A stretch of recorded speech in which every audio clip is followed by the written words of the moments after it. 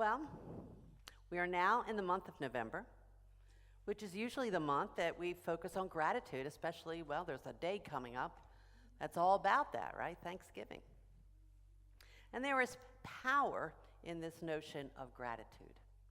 Unity co-founder Charles Fillmore wrote that gratitude and thanksgiving are both necessary in demonstrating prosperity or abundance. All metaphysicians, that's all of you, have found by experience that being thankful for what they have increases the inflow. Gratitude is a great mind magnet. And when it is expressed from a spiritual standpoint, it is powerfully increased. In other words, gratitude can be a multiplier. It can increase that which we are grateful for. Now, most people use gratitude in a transactional way. You're nice to me, you give me something, so I want to be grateful to you. And there's nothing wrong with that. In fact, it is admirable. What a great reaction to receive when you do something nice for another or when you're supportive. We receive, so we give. We are grateful. Eric Butterworth, in his book Spiritual Economics, informs us that while gratitude can be a reaction to something, however, in its most powerful form, it is a causative energy. Causative gratitude is about being grateful for no reason.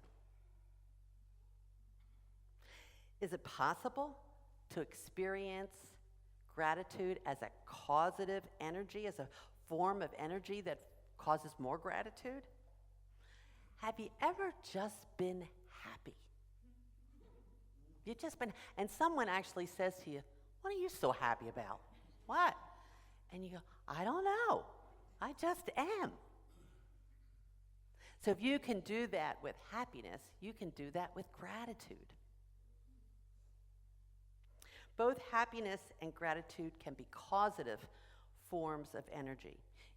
You give thanks not just for the things or people in your life, but from an awareness that there is always an all-sufficiency, that the divine is your source of all. It's unlimited, always available. You may not have enough money to repair your car. That's a fact. But you have enough God substance always present. And we give thanks from that place of knowing.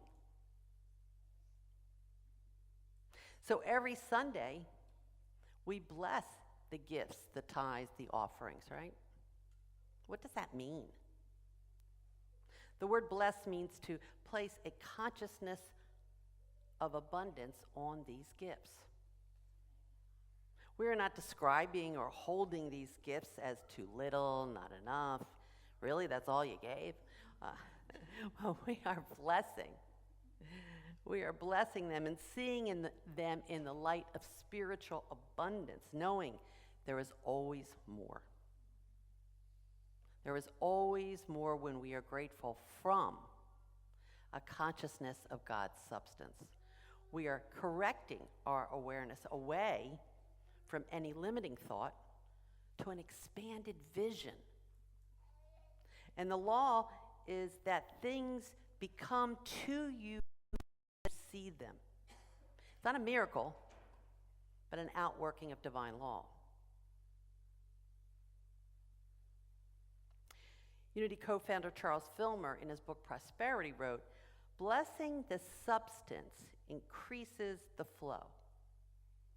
Bless everything and everyone. The more conscious you become of the presence of this living substance, the more it will manifest itself for you. And the richer will be the common good of all." Well, amen and yes. So a month ago, when I was working on this Sunday talk series, I Am Grateful, I listed the 3 Sundays as I am grateful for us. That's today. Next week, I am grateful for life. And then the final week, I'm grateful for me. And I don't mean me, I mean all of you. Okay. And that seemed a rich interesting gratitude road to follow.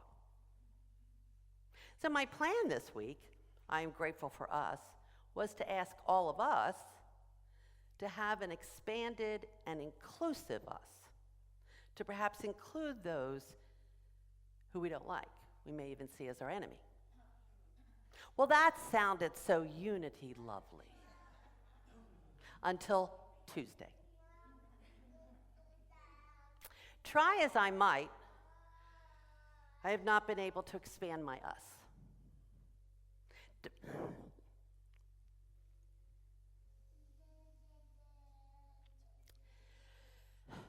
Despite my fear that you might think less of me, I need to be honest. I'm heartbroken.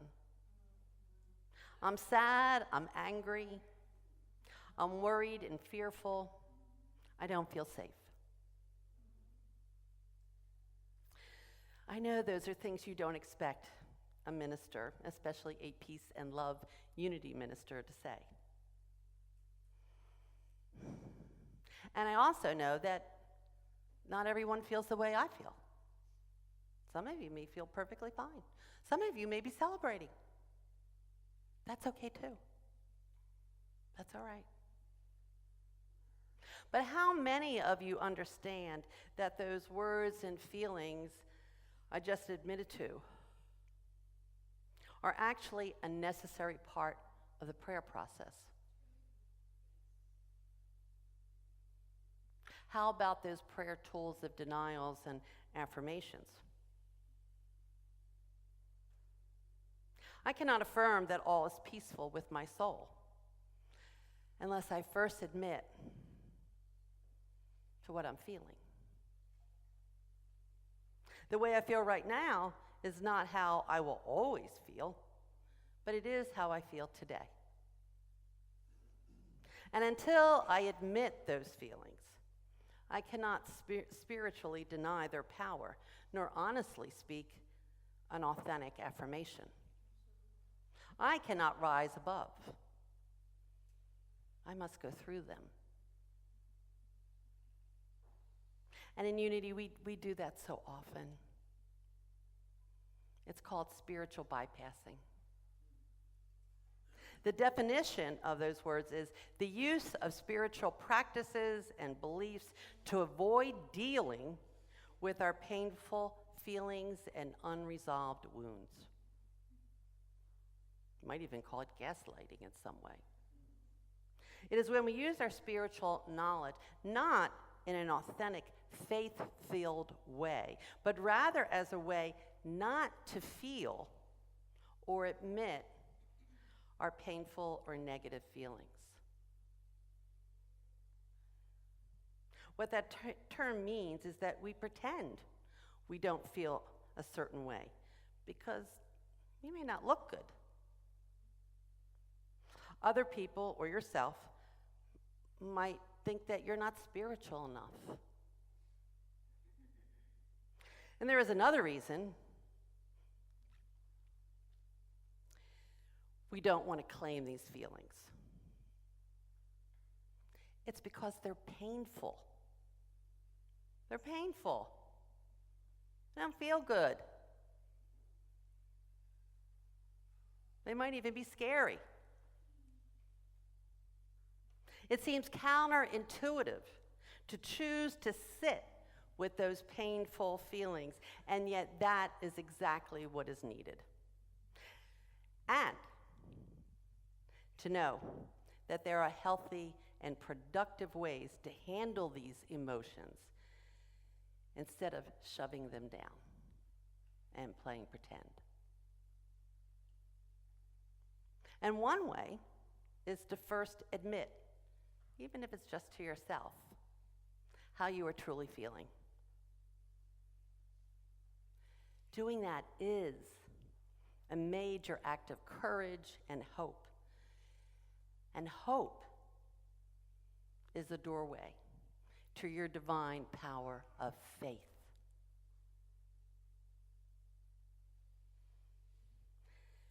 Besides being dishonest with yourself about what you're feeling, is there any other problem with spiritual bypassing? Yeah. One is that you push it down, you deny it, it's gonna come out sideways. Okay? Something happens, some little thing happens, but it gets you upset and you freak out. And you go, what? If you're on the receiving end, you're going, what? What was that all about? That doesn't feel too spiritual, does it? No.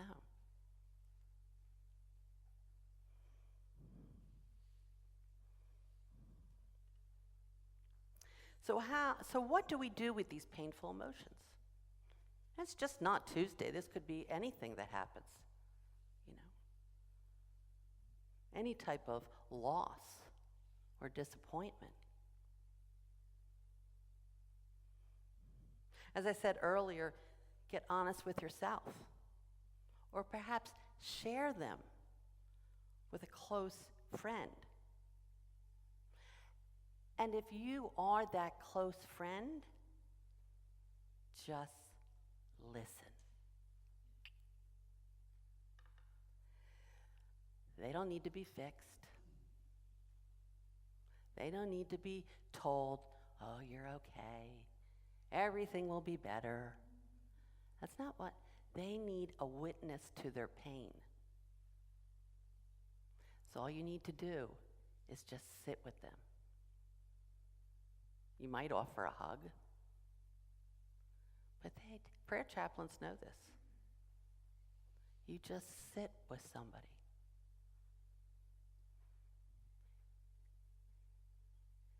You validate. And you do that by your silence, by listening. Allow them to feel safe with you. And we can allow ourselves to feel these upsetting emotions without the need to act on them. And it's probably wise not to, right? They are your feelings. You're responsible. Even if you want to blame someone else or a large percentage of the American population, you are the only one responsible for your feelings. You may have a very good reason to feel the way you feel, but you're responsible, and only you, for handling them, for healing them. Now, some people will tell you, well, just release those feelings. Don't be attached to those feelings. Rise above those feelings. Yes, transcending something is to go beyond it to the point of ceasing to identify with it, so that it becomes an object of our awareness. Now, when this process is healthy, what's being transcended is not being excluded from our being, but rather it is repositioned and related to in ways that serve our well-being. Unhealthy transcendence, rising above, is when we exclude something from our being and then we go into escapism and disconnection. Unhealthy transcendence avoids and makes a spiritual virtue out of rising above our current feelings that we have tagged as painful, negative. Author Dr. Robert Masters calls this disassociation a transcendent disguise in holy drag. So the other day, I was stuck in these icky, though justifiable, feelings. And I felt stuck. But what to do? Well, first I wallowed a bit. And then I reached out and called Silent Unity for prayer support. I listened to several guided meditations on unity.org. And guided because I needed another voice to lead me. I hugged Abby, my dog, and we went for a nice long walk, and I breathed. In some ways, I had been holding my breath. I breathed. I began to see the world again. The trees, the sun, my neighbors, other dog walkers with their sweet pets, and all the beauty and beautiful people around me. Did all my negative feelings just dissipate? No. Did I feel better, less stuck? Yes. Little by little, day by day, as I continue to delve into my faith and all these spiritual practices, I feel better. Am I ready to expand my us to be grateful for all people? No, not yet. Not yet. But today I know that I will at some point be able to do that. Today I can deny that all these negative feelings have no power, and that the God in me and as me is powerful. And I expect that each day or week, my denial and affirmations will be more honest, stronger, and more impactful.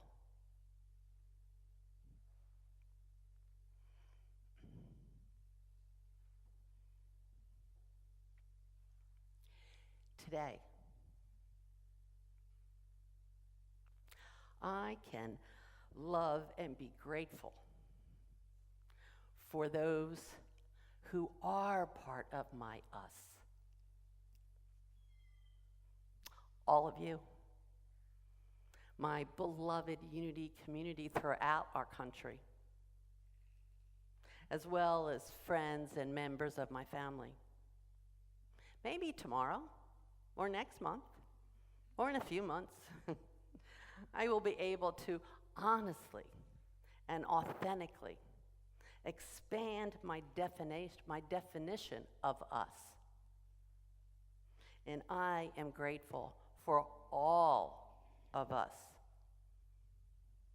but not today.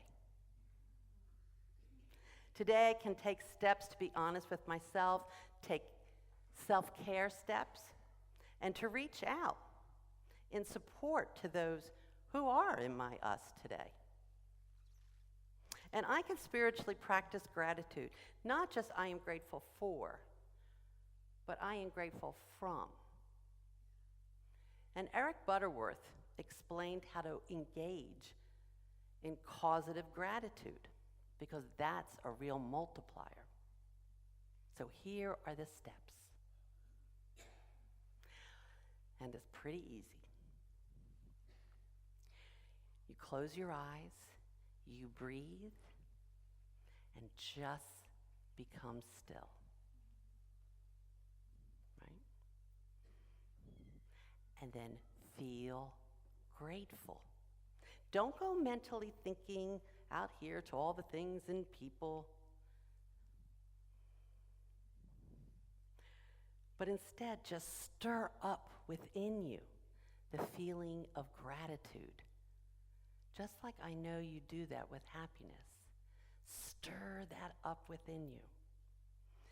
In Butterworth's words, let the spirit of gratitude flood your whole being with its healing warmth.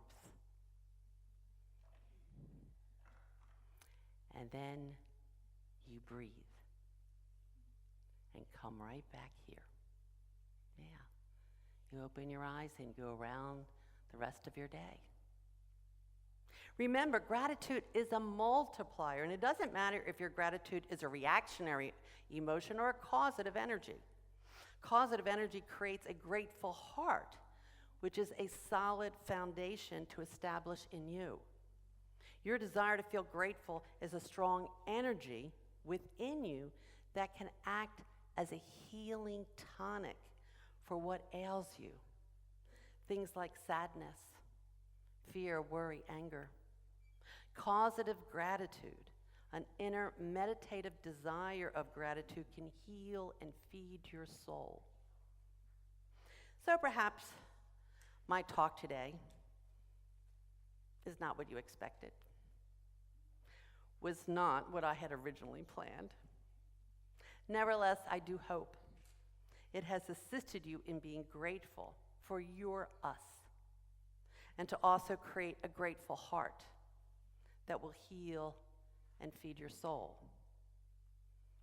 Let us all be kind and caring to those in our current us and bring awareness to how we can, at some point, expand our us. Now, before I leave, I want to read a poem. I always find comfort and solace in poems. And this is by John Rodell. Some of you might know him. If you don't, go to his website, Rodel, John. And here it is. If you can still cry, it means you can still breathe. And if you can still breathe, it means you are still alive. It means you still have some work to do. So go ahead and cry for a bit. Each tear is proof of your survival. Each jagged breath you take is evidence of your courage. You may be wounded, you may be discounted, but you are still here. And some days, simply still being here, despite what the world has done to you, is a miracle. You are a miracle. You are a miracle. You are a miracle, my love. You are a miracle. Don't hide your streaking tears. They are your badges of salty vigor and valor. They tell the story, how you kept going despite the raging storm. We need you. So go ahead and cry. Breathe, survive. Then get back to work.